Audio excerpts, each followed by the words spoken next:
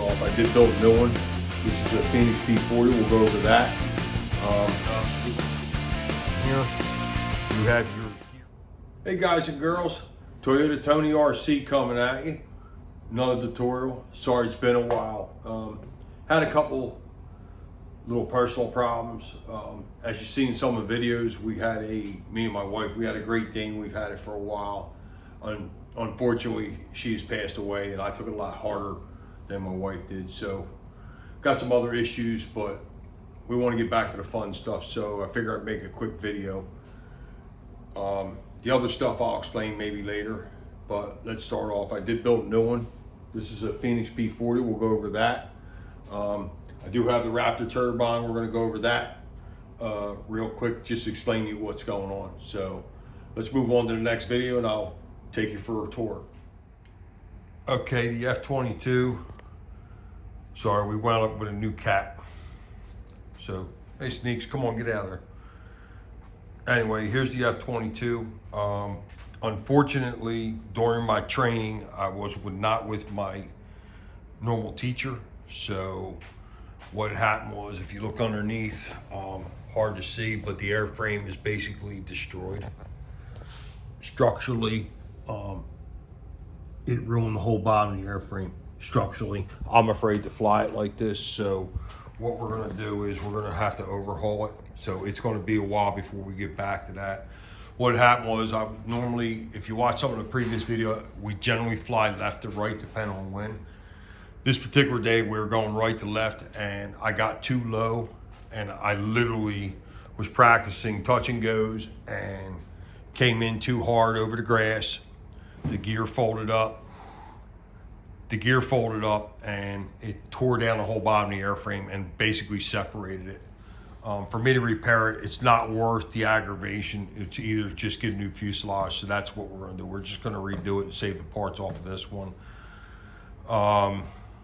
Another friend of mine who does have his turbine weaver, my friend Kyle, we're gonna spend, when I get the new one together, we're gonna spend a weekend out there and actually trim it, because I have a smaller one that's electric, and he's watched me fly that. He said, the big one should fly just like that.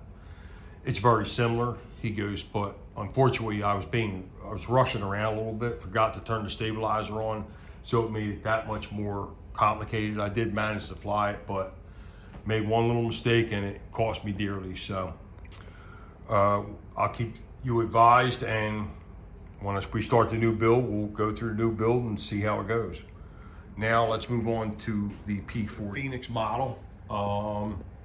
It's rated for 35 to 55 cc's. So we went to the extreme and we put a DLE 55 cc engine in there. As you can see, this thing runs like a top.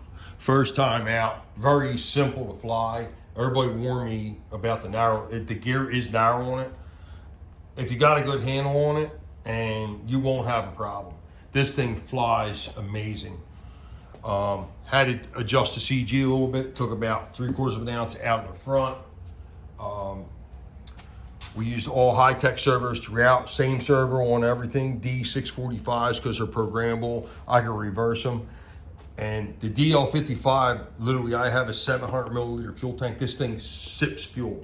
6-minute flight, and I still had 3/4 of a tank. This thing will probably fly 25 minutes. At 25 minutes, I will be worn out. So I only fly for about 7 minutes a shot, and I literally fuel it once. We have a Spectrum AR1060T in here, which is a 10-channel AS3X, set very low. You don't need a lot of stabilization with a warbird. As you can see, the gear retractor. Then we have a advanced radio setup in here. It's called a Becker switch. What it does, we have 2 batteries, one here, one over here for the receiver, and then these go out into the receiver port and one into the sorry about that. One goes into the battery port, one goes in the receiver port, and what it does, if one battery dies, the other one picks up, boom, you don't lose the receiver, no issues whatsoever. We have a separate battery. We have the ignition battery down here. You have your gear retracts down here. Your gear module down here. And this one has a rear retract, which Wasn't too bad to set up. Unfortunately, I had the cables a little loose. As you see, they're loose now because the gear's up when it's down.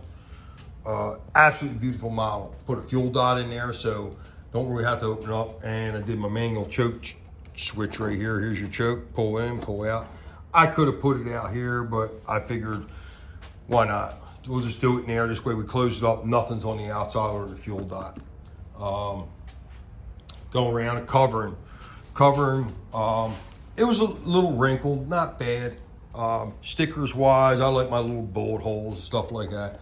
I am going to try and get a metal one of these. The problem is the electric starter, as you can see, it chewed it up in the front. So what we're going to do this weekend, probably Sunday, me and my friend, we're going to try and get you some flight videos as well as the Corsair again. I got this thing running like a top now. A friend of mine who flies warbirds, we figured out that it was too nose heavy, so we put almost 3 ounces of weight in the back end. And this thing, they both almost fly the same. These things come in a little bit faster than walking speed when you're landing them now. So, like I said, about 3 weeks, we have what's called 12 o'clock high in our field. So I'm going to be doing a big tutorial, probably a lot of videos that day. Along with flying, we'll try and get you and show you what we do. Last year was about 30 people. So this year we're shooting for 50 pilots. So we'll see how it goes. Anyway, this is Tony Toyota signing off. Hope you have a great day, and I'll try and keep up on the videos.